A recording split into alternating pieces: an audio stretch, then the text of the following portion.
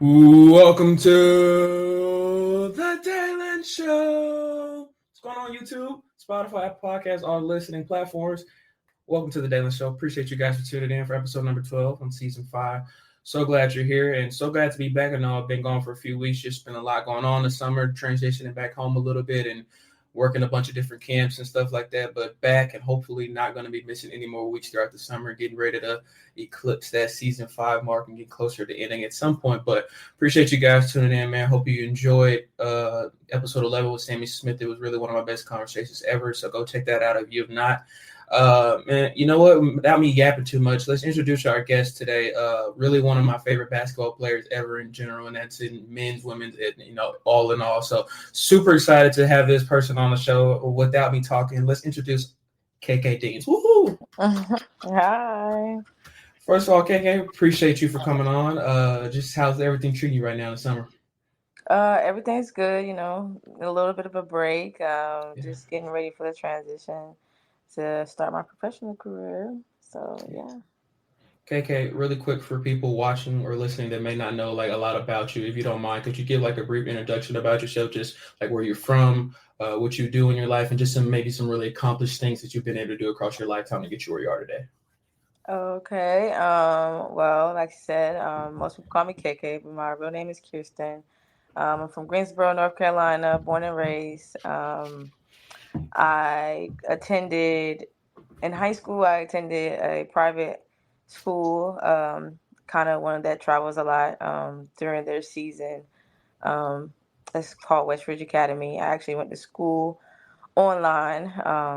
Didn't really go to class, so all I did was play basketball. So that transition to going to college was pretty seamless. Started off my career at West Virginia University. I went there for 3 years, graduated as a junior.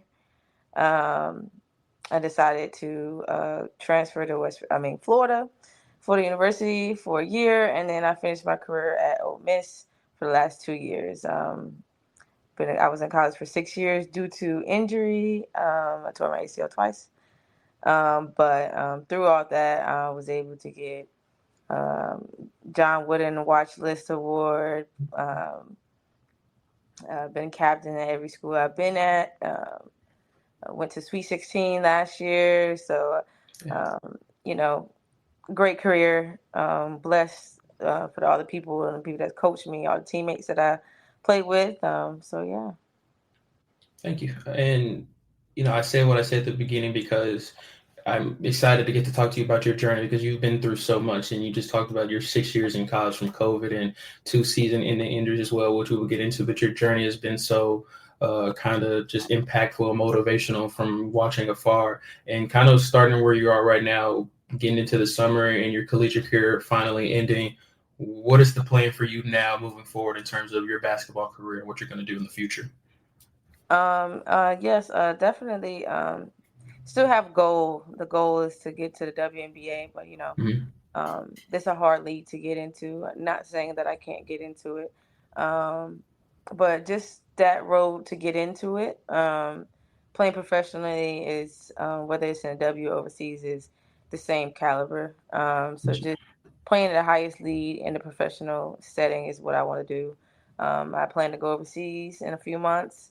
Um, uh, Doing anything during the summer to uh, stay in shape and be ready for overseas. It was just very important for me. I would have played professionally in Mexico this past like 2 months, but decided to give my body some rest. Yeah. It's very important just for recovery, and we've been going so hard. We made it all the way deep in April, so just for my body, Yeah. I want to make sure I got the rest that I needed because I'm about to be playing, high level minutes for 8 months straight. So I just Mhm. wanted to make sure I did the best for my body.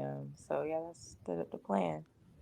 Absolutely. I want to take it back to growing up in Greensboro, North Carolina. Just talk about what that city has meant to your life and the impact that growing up in Greensboro has meant to you, and what it's meant to you to become the young woman that you are today. Oh yes, I mean North Carolina called it Hoop State for a reason. Yeah.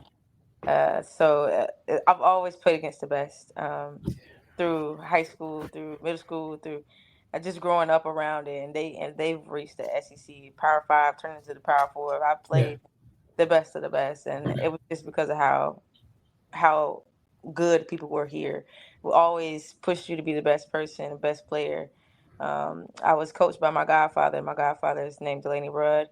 He played at Wake Forest, and he had the opportunity to play in the NBA for a couple years, and he played Utah Jazz with John Stockton. Very played in college with Muggsy Bogues. So Yeah.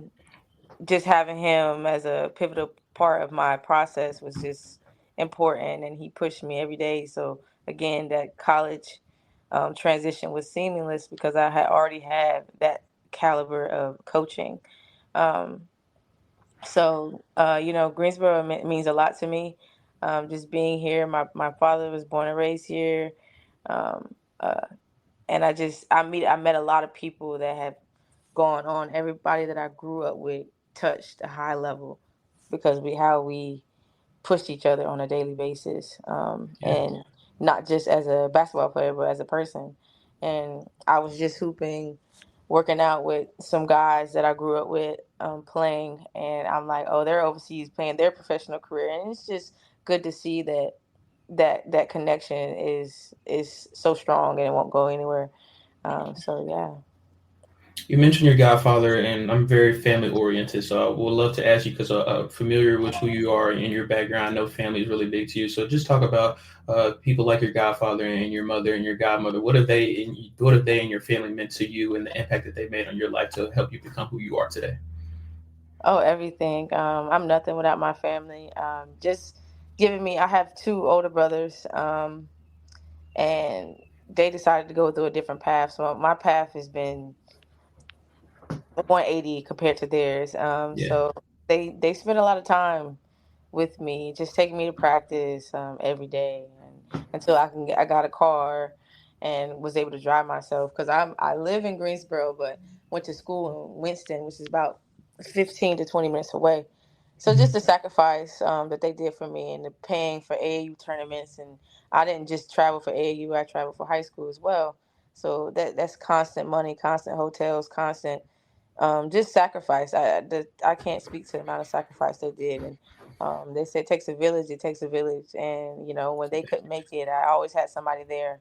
The sports support line was always there, so I'm just blessed to have the family that I have, and they supported me throughout my career. They would get on a plane to come see me play. They would always watch the game, always call me after the game, and tell me what I did good, tell me what I did bad. Yeah. And just again, so blessed to have them in my life and consistently praying for me through the good times and the bad times when I didn't think I want to do it no more after injuries. Just continuing to pour into me and give me that support that I needed. Yeah. At what age did you even start playing basketball? When did you pick up the ball for the first time? And as well, at what age in your career did those kind of college offers and interest start coming in from across the country? Actually, my brother put the ball in my hand first when I was about 3 years old, and he said I made my first shot ever. I picked the ball up, just threw it up at the rim, and I made it. And he was like, "Oh, I know you're gonna be a basketball player." But I Yeah. started out playing soccer around 4, and then I Hmm. started playing basketball around 5. And they told me I had to choose, and I chose basketball, and I never looked back since.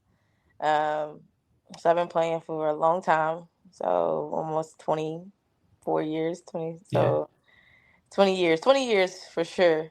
Um, but what I my first offer was from and he's real close to like my godfather and stuff. Um, but he was at Eastern Shore, and he offered me in 8th grade, and then UNCC was my second offer in 8th grade. So those two were my first offer, and that's Yeah. the one offer. So after that, I started in 9th grade. I started getting all the other offers, started rolling in, a lot of mail. You go through that Yeah. process, so a lot of mail coming from colleges. But yeah, that's when it first started.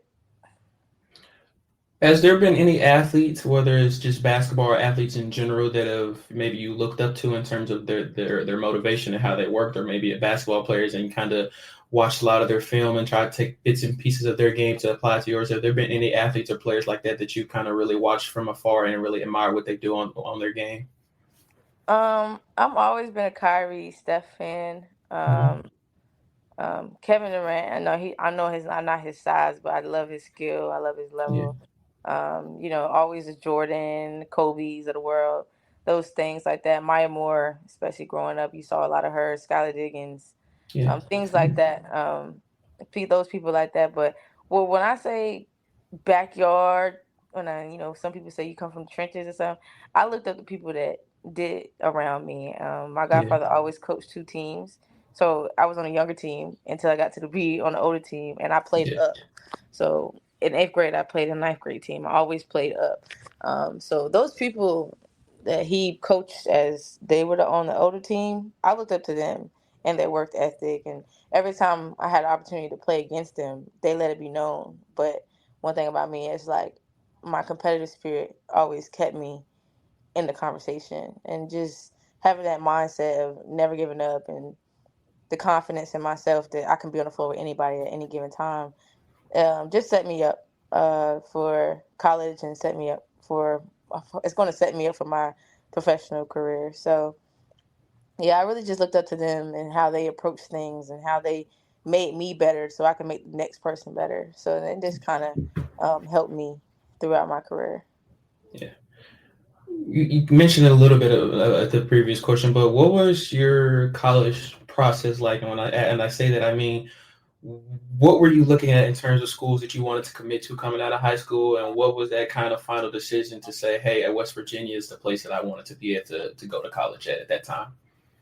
At that time, West Virginia was not my highest offer, but Hmm. Big 12 was jumping at that time. I mean, Yeah, Baylor, Texas, Kansas State. It was just a lot going on in the Big 12, and I also yeah, had my god sister there that I mentioned. She was playing there. She started at NC State. Her name is Lucky hmm, Rudd. She started at NC State, went to West Virginia, and she was there. So it was kind of like a security blanket as yeah, to just knowing that I knew somebody was there. That kind of was my process. And I just felt like a home, and it was a home. Once a mountaineer, always a mountaineer. That's what they say, and you hear country roads everywhere you go. So just hmm, so blessed to be a part of that culture for those 3 years and have a degree from there. And but that was my process coming out of high school. Just knowing who I was going to play against. Not many people knew me at a global or as a or for colleges and stuff like that, and just yeah, playing against the big dogs to show who I am, that they have to worry about me too. You know what I'm saying? So that was kind of my mindset going in. Um, and after graduating there, the mindset shifted. It wasn't really about people knowing me because they knew me, you hmm, know. yeah, But I had got hurt, so it was kind of like I have to rebrand myself in a way. yeah, How is the best way to do that? And Florida was what I needed in that moment. Florida is they say it's all around school. Gym yeah, is good, football good, yeah, track good. So even being in that culture, like I wouldn't trade it for the world. Just being yeah, around that many people that have that same drive as me in a different context. And then I was looking for somewhere to settle in, and being coached by another Black woman was amazing. Just being around that type of culture and standards, and um, learning things outside of basketball that's going to set me up for life. Um, those are the process. But again, the transfer portal, and COVID, all those things. Every 6 year NIL. yeah. Through the 6 years, I was able to experience every single one of them, and I wouldn't change that. If you could give an opportunity to speak to a young lady that has hopes of playing Division I basketball, what advice would you give to young women across the country that have the aspirations of doing what you've been able to do across your basketball career? Um, I would say dream big, and don't let nobody tell you that you can't do anything. Um, Set your goals. Set a goal, a different goal, and once you reach it, set another one. Don't sell yourself short. Um, and don't move in fear. Um, I also would say build a relationship with God. The sooner you do it, your mindset changes when you follow Him and follow and just read the Bible and really build a relationship with Him, because it will help you in the long run. So yeah. Thank you. And I appreciate you for giving that sentiment of God, because I want to base that on the question I want to ask as well. Your time in West Virginia was spectacular. Every single year you were there, your points per game went up. Your junior year, you have that season-ending tear your ACL. Just what was that experience like for you, and what was that toll that it maybe took on you mentally? But as well, during that time, how are you able to connect and rely on God that you knew that He was going to get you out of that situation no matter what? Yes, I mean, I remember the day, January 29th, 2021 or 22, one of those things. I think it's 22. But when it happened, I had seen it happen to other people so many times Yeah, that I kind of knew immediately, but I was like in denial that it could happen to me. yeah, And I mean, I was hurt. I was defeated. Um, I was heartbroken. I just of because I felt like I was in the best shape of my life. mm-hmm. I was best, just everything. Everything was going good. I had a really good junior year, but I was coasting. And when I reflect on those days, I didn't give the game what it gave me, and I felt Yeah, like when it was taken away, I had a different look about the game and different feel for it. And it took a lot. I mean, I was definitely in a rough place, but just having that support system, you never know what your support system is like until you go through something, yeah, that you really need them. absolutely. And and I just having a God fearing woman as a mom and God fearing dad and my godmother, just prayer warriors around me, um, really helped me. And that was Yeah, just what I learned to lean on God. And I really didn't lean on Him as much. I just kind of had faith that I would get out of it. I didn't really start building my own relationship with Him, doing those things, putting the work in, of course, watching church and things like that. But I didn't start doing the work myself until I did it the second time. Because at that time I was just like confused. I'm like, I already did this. Why I got to go through it again? I had all those types of questions. But He has a plan, and my steps are ordered. He doesn't do anything to make you fail. Everything's always a lesson. So yeah, that's kind of what helped me through that tough time. What was the transition like for you from West Virginia to Florida? And as well, were there any key differences that you noticed in terms of Big 12 basketball and the way they play basketball in the SEC? Yes. Transition was really good. When I was getting recruited by Kelly, um, she believed in me. She believed that I would come back better. She didn't, Yeah, a lot of coaches was like, I don't know if you're gonna come back the same. I don't yeah, know. They didn't really want to invest and pour into the process. yeah. And Kelly was somebody that didn't care about that, and Mm-hmm. she fought for me, and she showed interest. And also another reason I felt like it was lined up, I was going to be playing with somebody that I came into college with as my freshman year, Leilani Carrera. She was there. She had committed, and I was like, "Oh, this is crazy!" Like, I didn't Yeah, get to play with her, but we came in together. I'm definitely going to take this opportunity to play with her again. So yeah, just pour into me, and then that transition to not playing and then coming to a different style of play was mm-hmm. definitely a transition, and knowing and learning a different style of play, because I went from somebody who was an old school coach and have these preset things that they do that they not changing for nobody, to somebody that was willing to listen, willing to change, and um, love where basketball was going. Yeah, So that was really good. That was a really good transition. But the SEC is fast paced and athletic, with the physicality. The Big 12 was you just had to be big and yeah, strong and move somebody. It's definitely a different style of play, and that's why you see like Texas and Oklahoma that come to the league, they was already had the physical piece, but they were building that athleticism Yeah. part, and that's why it was seamless when they came into the SEC because they were already doing the work. They were playing the SEC schools, so they know the difference, know the style of play. Um, so yeah, that was a good transition. And SEC is truly what it is. It's the best league. It's the baby WNBA. It's everything you want to be in that league. Being in that league for 3 years was the best decision I could have made. And not saying anything about the Big 12 because Big 12, again, was elite at Yeah. that time. And so was the SEC, but it was just a different type of play. Throughout your career so far, who have been some of the toughest opponents that you've ever had to play against? Who gave you the most problems as a defender? Ooh. Most problems. I mean, I would say, Juju is who they say that she is. And that was recent. I'm just giving somebody recent. Yeah. She's going to be a really good player. Yeah. And I have no doubt that she'll come back from the injury because it just makes you view the game differently. And she already Yeah. has that type of work ethic that she has. I just know, like, she's probably even more motivated now. Exactly. Who else? I'm gonna give you an older player. I played with Kaiser. Kaiser was tough.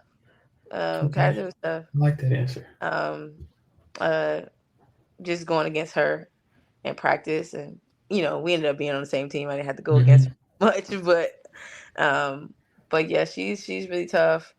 Um, but the bigs, I think the bigs is just be crazy. Like I've gone against some crazy bigs. Melissa Smith. I mean, um, Ayoka Lee. I mean, the bigs lineup is crazy. Yeah. I've gone through a lot of bigs that I'm like, okay, go on somewhere now, Yeah. But yeah, played a guy against a lot of good players. I can't really name them all, but Yeah. uh, yeah, for sure. Want to ask you kind of two questions in one, but just in the same realm. Why did you pledge Delta Sigma Theta? And as well, what has that experience meant to you in your life so far? Because I know that was a huge deal for you and still is to this day, of course. Yes, I pledged Delta Sigma Theta to have something outside of basketball. The sisterhood that I had in basketball was one that I wouldn't trade for the world, and the sisterhood I have outside of basketball, I wouldn't trade for the world. Um, I have a lot of family members that have pledged Delta. My aunt. Hmm. So just being a part of that is something a bit bigger than myself. To do work in the community and have somebody, just doing something that was better than bigger than myself, and the networking, that piece that comes behind that. And I was able to pledge with one of my teammates, and that's now my line sister. So just having that deeper connection with her, because what we went through is just our process. It just means a lot. Yeah. And also set me up for when I transferred. It was just all things. So like when I Yeah. got to Florida, I was able to branch out and meet those those Yeah. sorors, and if anybody knows, Florida is the biggest Yeah. D line. They come in from A&M and all the like it's so many Hmm. schools, and just connecting with them and just so many Yeah. people, and then I can see what they're doing in their life, and it's just that connection, that networking, that's just the hood that we have. That bond is something I wouldn't trade for the world. After your year at Florida, you had an exceptional year. What kind of was the thought process of getting into the portal again? What was the kind of considering fact that you wanted to go somewhere else after Florida after 1 year? Um, for me, I feel like I found myself a little bit after Florida. Yeah. When I ended up going in transfer portal that year, it really wasn't because anything that Florida did, because I had a great year at Hmm. Florida. Um, it was just I felt like there was more. Yeah. Felt like I needed more. I felt like I needed something different. And I was debating on going to the league at that point in time too. Mhm. Um, but things happen, and I was able to, once I got in the portal, to connect with Coach O, Yeah. and her vision for me, and her just determination, how she grew up, and we just related a lot. Everybody always say we remind each other of each other, so Hmm.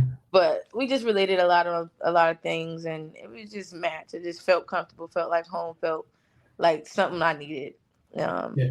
for my roots. And then I ended up being there for 2 years. So like God, again, God doesn't make mistakes. So um, yeah, that was happening. Throughout your time in college, what was your favorite moment or moments that you had throughout your college career as a player? Favorite moments. I think the first time going to the NCAA tournament, my sophomore year, was definitely a highlight. COVID was a thing at that Yeah. time. Getting through COVID and still getting to that position was really good. I think Big 12 tournament, going to the championship, the Hmm. second round, hitting that buzzer beater, that was really cool. Um, Again, the Sweet 16, that was probably my highlight, the biggest highlight, just going to the Yeah. Sweet 16. Um, that tournament when we played UConn. Oh, Paige. They talking about people who played. I forgot about that. Paige. She's who she say they is. Yeah. Az, who they say she is. Az, all of them. For sure. Um, who else? What else is a good moment? I think just being able to travel. I mean, I've been to Paris, I've been to Italy, I've been to Greece, I've been to Italy twice, Naples, Florence. I think that is the biggest highlight, honestly, being able Yeah. to travel the world, just to bounce the ball, just to put it in the hoop, just to be entertainment to people. But that sport is so loved by, like I love the sport. No Yeah. matter am I playing it, coaching it, watching it. The love I have for the sport and what it's done for me is that my biggest highlight of my career. Absolutely. Yeah. Um, I want to ask you, what is your music type like? Who do you listen to? What are some of your favorite artists, favorite songs? And as well, do you have a specific game day playlist? And if so, who you bumping on your game day playlist? I am an old soul. I listen to, 70s, 80s, 90s Hmm. R&B. I grew up on Luther. I grew up on Michael. I grew up on um, everybody. Yeah. I listen to a lot of old school music. I am an R&B person. I listen to alternative music as well. Yeah. Um, and I started writing music when I was in 8th grade, and I didn't know I loved it as much as I did until a couple of years ago, when I had to, like, well, when I got injured, when I fell in love, I had to figure out what I liked outside of basketball. Yeah. And I love my music. I love writing music. I love making music. So another thing that I would tell somebody that was younger is to find what they love outside of basketball, because the ball does stop. And not saying that you don't have to be around the ball, because of course you could coach, you could do all those things and Hmm. things like that, but just another love, like hobbies that you love doing. Pick up music, pick up drawing and things like that. Tap into that artistic side. Um, but game day, you could hear me listen to rap one day and listen to R&B the next day, and you could catch me listen to old school. You will never know me. I understand. I would blast Luther Bad Boy in the gym before a game, and I have all the people that work in the concession stands dancing and stuff. It used to be Hmm. fun. But yeah, music. Definitely a music lover and have no specific type, but definitely R&B, um, indie, alternative music. Yeah. Appreciate you for kind of talking about this, but because I wanted to ask, like, you've dealt with so much throughout your journey, and even just as well, just being a collegiate athlete is a difficult task. I wanted to ask you kind of just what are the things that you do to take care of yourself, to keep you calm and keep you relaxed and keeping you at a level head to keep you moving forward to the goal that you want to have. Pray. I pray. I sit with myself sometimes.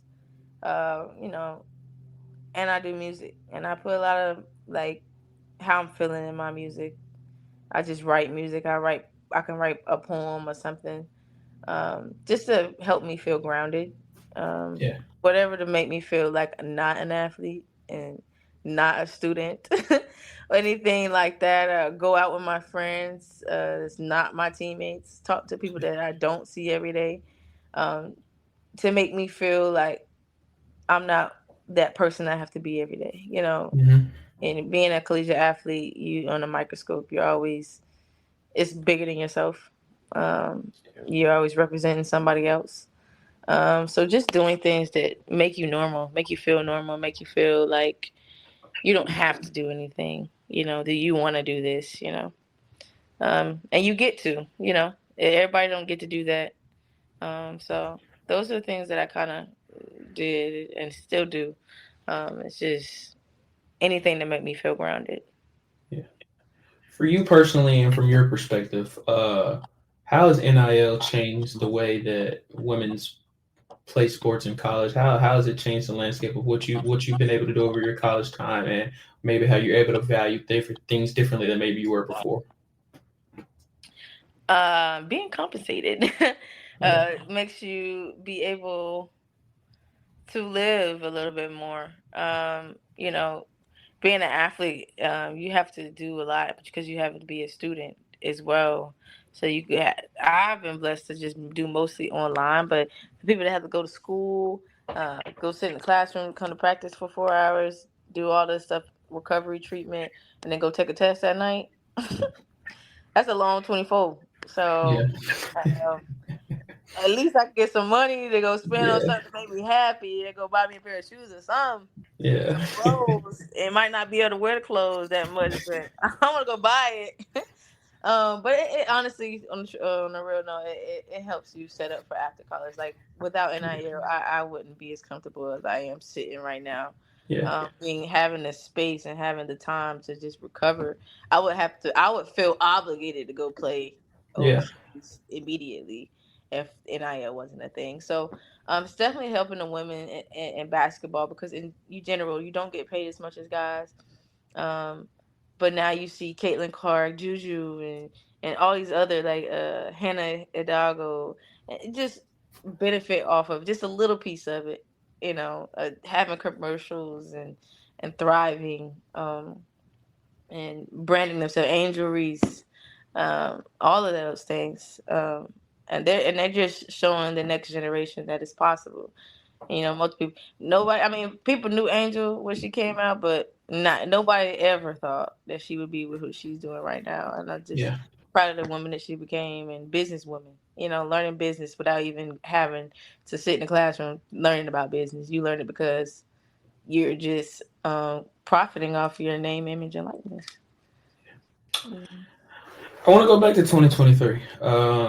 You end up dealing with another season in the injury tearing ACL, this time at Ole Miss, which is a moment that I remember exactly where I was at when it happened. It broke my heart when I saw you grab your knee like you did because I get scared when an athlete grabs your knee like the way you did. Just talk about that moment. What did that feel like going through that another time?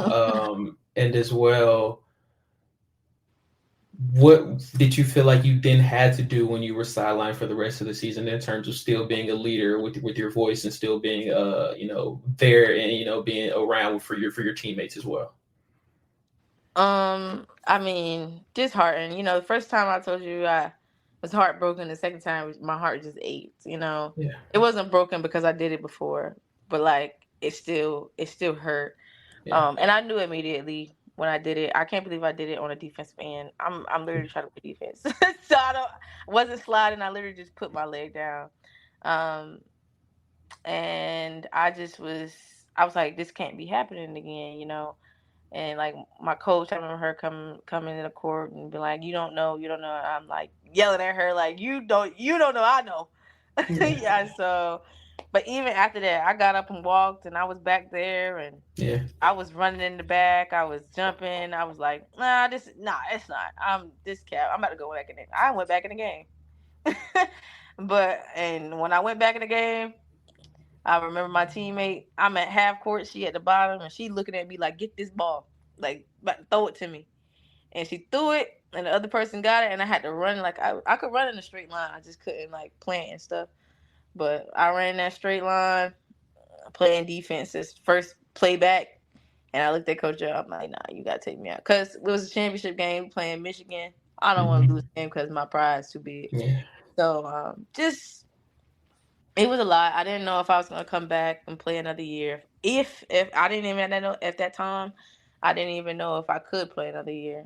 I thought I played too many games. It was just a lot going on. Yeah. So once they told me that I did, I was very heartbroken. I was like, I'm just gonna get healthy, go overseas, not come back to college. I was just over it at that moment in time. And again, like I said earlier, like just a lot of prayer, just a lot of just grounding myself. Um, and then realizing again, it was bigger than myself. A lot of times, as a point guard, you always have to take care of your team in a Yeah. way. You always that their responsibility is there, no matter what. It's like you're a reflection of the Okay. coach. And I could tell the toll it had on my team. Like Yeah. even when I did it, like the 20 minutes, it was like a movie when I ran back out there. Everybody's like, "Oh my God, yeah, she's okay." Yeah. Like, so I had to be that like comfort blanket for them. Not even if I wasn't on the court, and I kind of had to take that mindset the rest of the season. Like, what can I learn? I want to be a coach later. Let me, you know, do coach things, and let me, watch more film. Like, what can I do to help my team and go the furthest we can go? You know what I'm saying? Still be that vocal point, and that's what I was. And it too, I couldn't be. I had to sit at the end of the bench, and that killed me. Yeah. I hated sitting at the end of the bench, but you heard me the whole time. Every time I was in huddles, I made sure my voice was heard because I realized the importance of it. I didn't at first. I was being real selfish because just going through it as I'm human, but I realized that I still mattered, and that was a big piece to our success. And just having a coach and that reminded me that.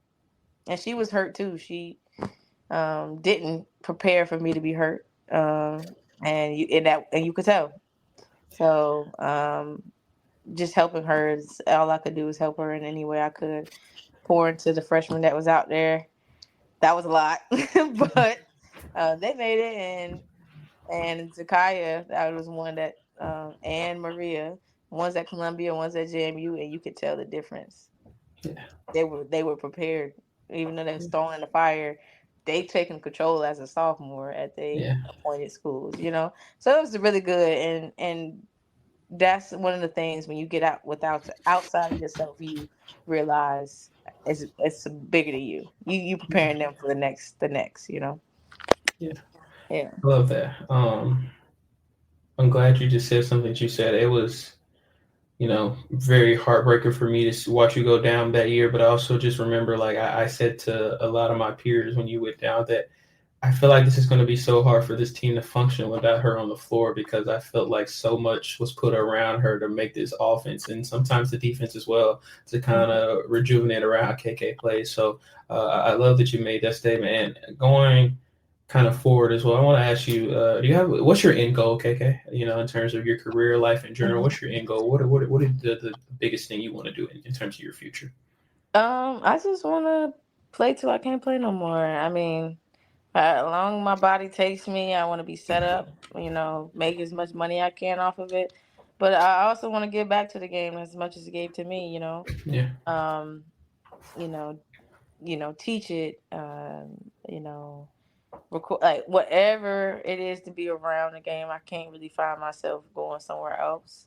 yeah, But just learning how to be a businesswoman. Like if I'm on somebody's TV talking about basketball, like whatever it is, I can't really see myself not being around it. The game has done so much for me, and I love it that much. Honestly, I do hope to really tap into my music and like somebody like Flage, she inspired me just to be open about my music and yeah, be willing to share it, and I've had, compliments on my music, like, why you not doing it? And it was because I was just living out of fear. I don't know. yeah, I don't know why I didn't do it. So, yeah, just doing that. And end goal is just to be happy where I am and always have an attitude of gratitude, you know. So yeah. I love your positivity and your sight of hopeness as well.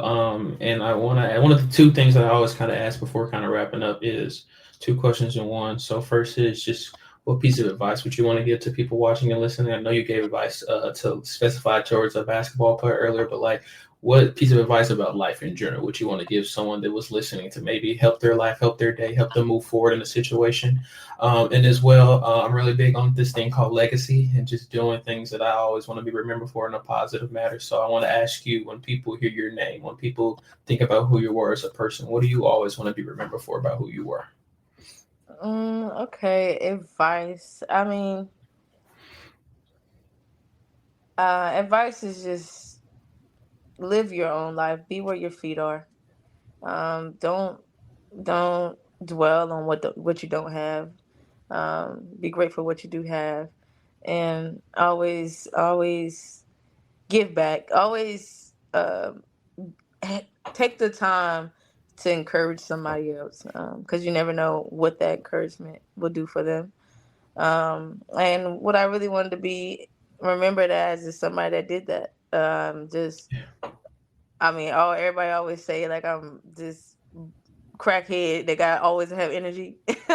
I'm built on my energy. I love. I'm very passionate. I want to be remembered as a passionate person who always had joy and um, didn't mind helping somebody else when they need, and just being there, being that person for them. So that's kind of where I want to be remembered as. Appreciate it, KK. One last thing before I get you out of here. This thing called I do call quick hitters. So I'm gonna ask you like just a series of questions. You kind of just give me the answer that kind of first pops into your head. Okay. So first is, what is your dream car? Hard top convertible. Really don't matter what kind of car it is. Okay. Dream vacation spot. Bora Bora. Ooh, okay. Favorite music artist ever. Ever. Mm. Ooh. I'm just gonna say Luther right now. That's why I hear in my head. Okay. If you could have dinner with three people, dead or alive, who would they be? Mm, three people. Okay. Zendaya, number one. Okay. Um. Michael Jackson for Okay. sure. Just want to I like hear. this too already. And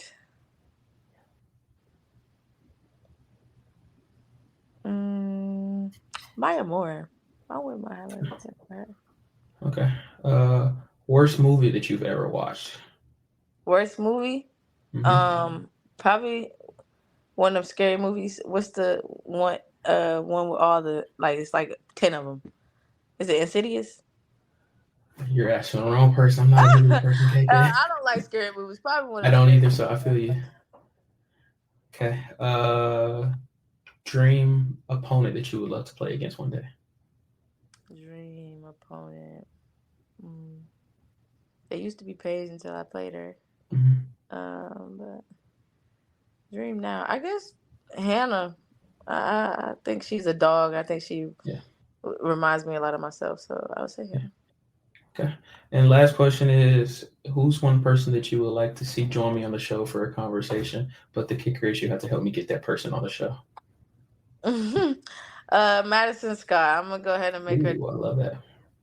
say Madison. I love that. Thank you. Okay.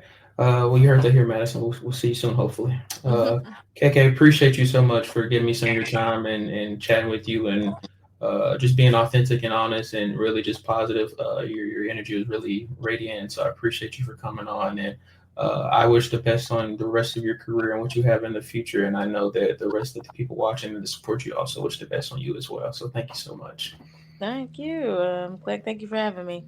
I appreciate you. Hope you guys enjoyed this. I sure enjoyed this a lot. Make sure you subscribe to the channel, leave a like, and make sure you're tuning in next week as well. Thank you guys. God bless everybody.